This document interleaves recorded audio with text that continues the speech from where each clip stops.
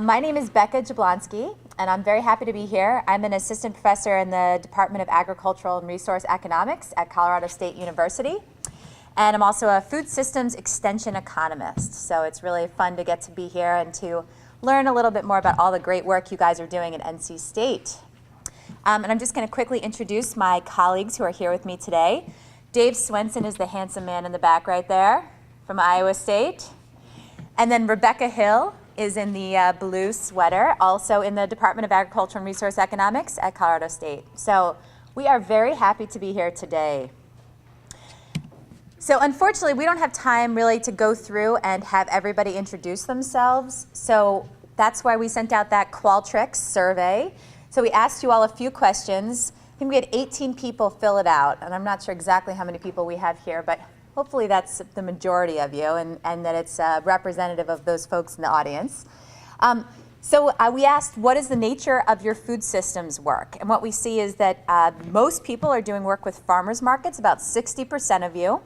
And then we have about 55% who are doing work in food access, and then actually a pretty even distribution across the other aspects of the food system. So we have a great representation of people doing work all across the food system. We asked, who is your employer? And so over 40% of you, almost 45%, are working for the government at a county, municipal, or state level. We have 22% who are working for a nonprofit of some sort. And then we have like 33% that are working for, I'm guessing NC State. It says an academic institution, but maybe there's others as well. And we have nobody who's working for a for-profit business or for a federal or international government. Anyone working in those areas? No? Okay. We also asked you about your current use and understanding of food system economic data. So we have nobody here who said that they were advanced, that they had advanced understanding, but we're about even split in terms of basic understanding, infrequent use, and good understanding and recurring use. So hopefully we'll be able to boost that a little bit today and get more of you into that good, into that yellow piece of the pie. We also asked you if you're familiar with an economic software called Inplan. Don't worry at all if you haven't heard about it. We'll tell you a little bit more about it as the day goes on. And we found that 11% said that yes, you know about it and have used it before. Almost 30% said yes, but you don't know very much about it. And then over 60% of you have never heard of it. So this is a software that many economists use to do this economic impact assessment. And again, we'll talk about this later today. We also asked you about how your organization would use more robust economic data if it became available. And over 70% said that you were interested in using it within your community to mobilize support from our food system work. And hopefully the tools we're going to provide you today can really help you with that piece of it. And then over 60% said you're interested in justifying new public or public-private investments. And over 50% said you're interested in improving business decision, market, or product expansion. We aren't going to go into that piece as much today, we're sorry to say. That is an important piece, but not, unfortunately, the focus of today's talk.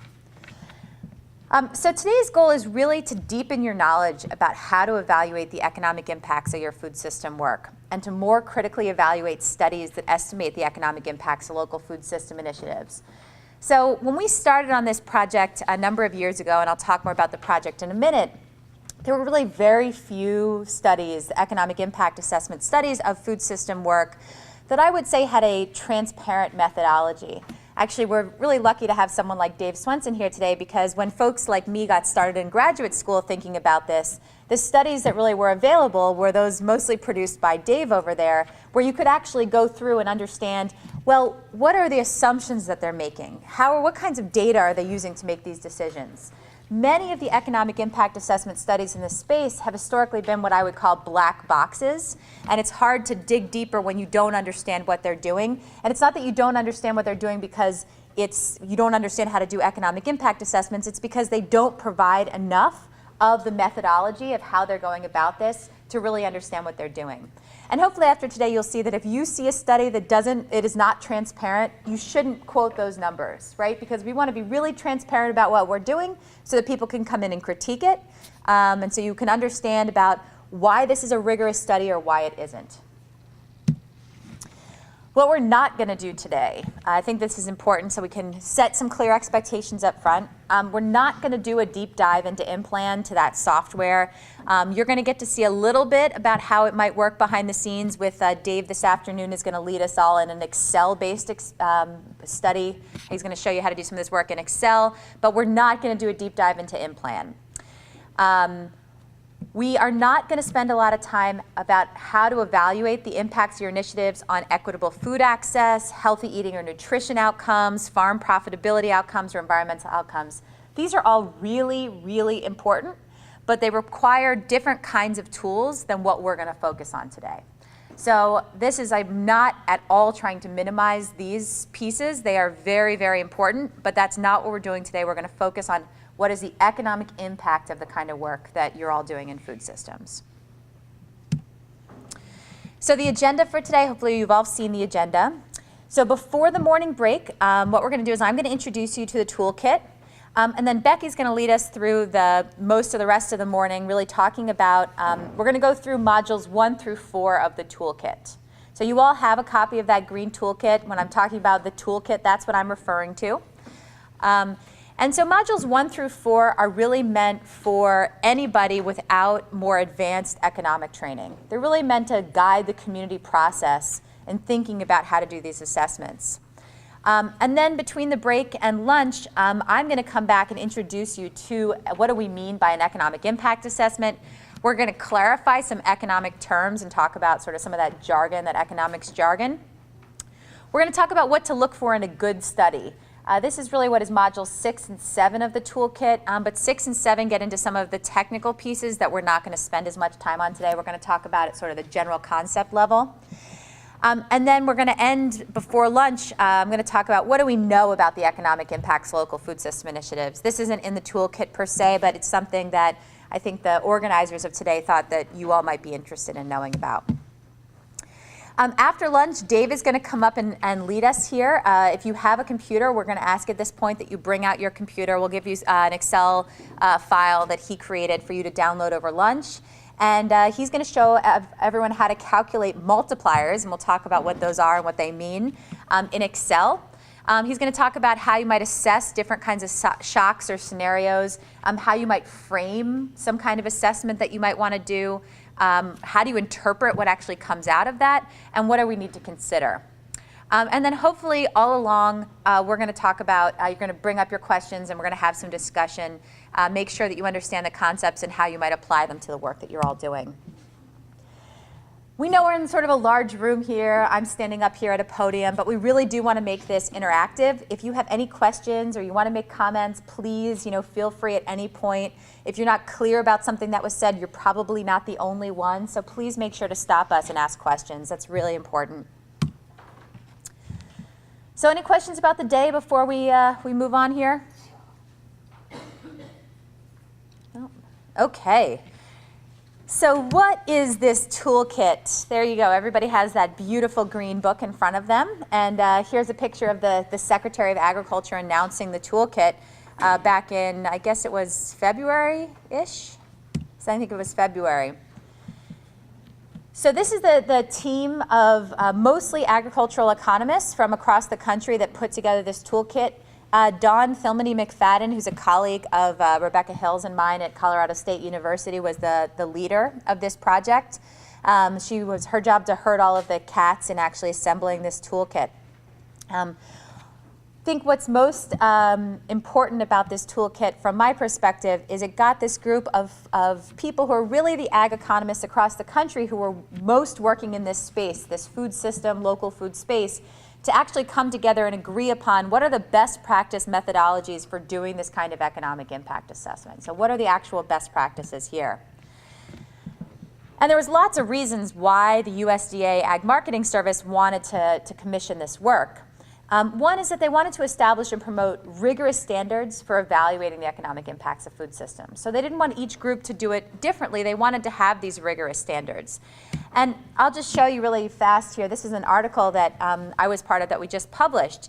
And we did a meta-analysis. So basically we went through every published case study that we could find. And I think there was, 137 or more of these case studies that have been published on some aspect of food system business over the last about 10 years. And what we found is that the only metric that is common, that is included in every single one of these studies, is the name of the business. So this isn't good, right?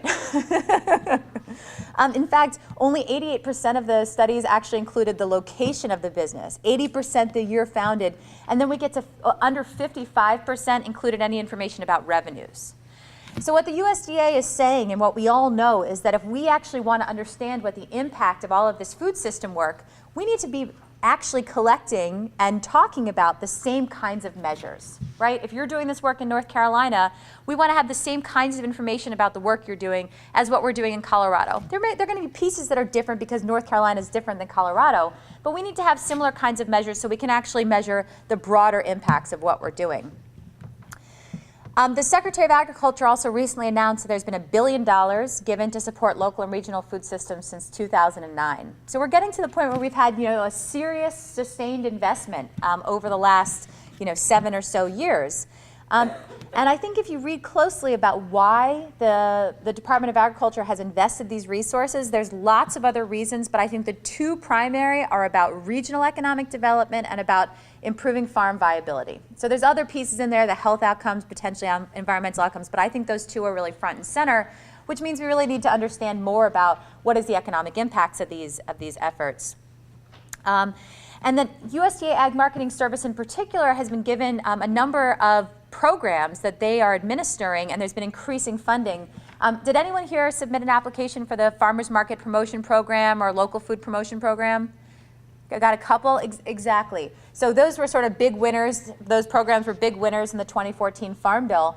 And the USDA Ag Marketing Service is saying we want to make sure when we actually give out some of this money that we're asking grant recipients for sort of the best measures so we can actually evaluate across the board the impacts of these dollars.